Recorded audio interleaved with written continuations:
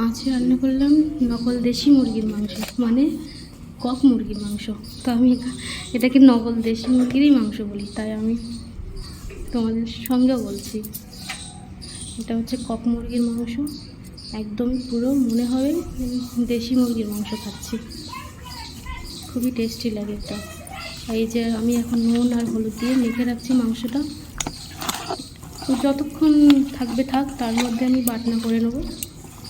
বাটনা নেওয়া পর্যন্ত মেখে রাখবো। বেশি যে 8 ঘন্টা 1 ঘন্টা সেরকম ব্যাপার না, শুধু বাটনা করার অপেক্ষা। আর এই যে তেল বসিয়ে দিয়েছি, দিয়ে তেল গরম হয়ে গেছে, এর মধ্যে একটু নুন দিয়ে দিয়েছি। এবার আলুগুলো দিয়ে দিচ্ছি, ভেজে নেবো আলুগুলো ভালো করে, একটু লাল করে ভেজে আলুগুলো লাল করে ভাজা হয়ে গেছে। এবার আলুগুলো তুলে নেবো, নিয়ে গরম তেলে পেঁয়াজ দিয়ে দিলাম। পেঁয়াজটা আমি বেশি ভাজবো না, হালকাই ভাজবো, একদম হালকা। তারপরে রসুন দিয়ে দেবো, আদা দিয়ে হালকা করে আমি ভাজবো। কারণ আজকে মশলাটা আমি একদমই বেশি করে কষাবো না, হালকা করে কষাবো মশলাটা। কষে মাংসটাও দিয়ে দিয়েছি, হলুদ মাখানো মাংস দিয়ে দিলাম। একটু খুব টেস্ট লাগে এই মাংসটা, আমার মনে হয় দেশি মুরগির থেকে খুব সুন্দর টেস্ট লাগে। এর মধ্যে এবার দিয়ে দেবো এই যে কাঁচা লঙ্কা, শুকনো লঙ্কা ছেড়ে, এবার দিয়ে দেবো রসুন কটা, রসুনের পর দিয়ে দিলাম, দিয়ে এবার এগুলো করে তুলছি।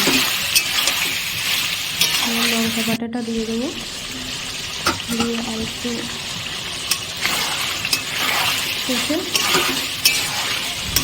তারপরে জিরে বাটাটা দিয়ে দেবো। দেখো আমি কিন্তু আজকে তেলে মশলা একদমই কষাইনি, এই যে মাংস কষানোর সময় আমি এবার মশলাটা ভালো করে কষাবো।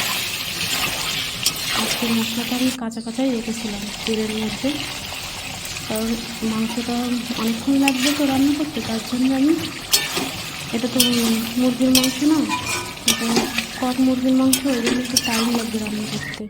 মশলাটা তো বেশি ভাজা হয়ে গেলে মাংসটা টেস্ট লাগবে না, এবং একটু সবটা আমি কম কম ভাজা করেছি। এবার আলুটা দিয়ে দিচ্ছি, দিয়ে এবার কষবো। কিন্তু মশলাটা কিন্তু আমি তেলে না কষলেও এই যে মাংসের সাথে কিন্তু খুব সুন্দর করে কষবো, মাংসের সঙ্গে মিশে যাবে মশলাটা পুরো কষতে কষতে। দেখো কত সুন্দর হয়েছে কষাটা, প্রায় হয়ে এসছে কষা, দেখো একদমই হয়ে গেছে মাংস কষাটা, তেল ছেড়ে এসছে, সুন্দর কিন্তু হয়েছে মাংস কষাটা। এর সঙ্গে মশলাটাও কষে গেছে ভালো করে। দেখো জল দিয়ে দিচ্ছি, কারণ মাংসটা হয়ে গেছে, আমি জল দিয়ে এটা দেখো একটু বেশি জল দিতে হবে, কারণ এটা সিদ্ধ হতেও অনেকটা টাইম লাগবে, কারণ মাংসটা একটু শক্ত। আমি কিন্তু মাংসটা প্রেশার কুকারে দিয়ে দেবো, কিন্তু এটা আমি তোমাদেরকে দেখাইনি, এটা আমি অফ ক্যামেরাই করেছি, কারণ প্রেশার কুকারে দিলে মাংসটা খুব সুন্দর সিদ্ধ হবে, তো ভিডিওটা বড় হবে বলে আমি তোমাদেরকে দেখাইনি। দেখো এবার প্রেশার কুকার থেকে নামিয়ে গরম মশলা দিয়ে দিলাম, খুব সুন্দর মানে মাংসটা গলে গেছে, সিদ্ধ হয়েছে খুব সুন্দর। তো গরম মশলাটা দিয়ে এবার নামিয়ে নেব। দেখো সুন্দর হয়েছে রান্নাটা, হয়ে গেছে আমার রান্না।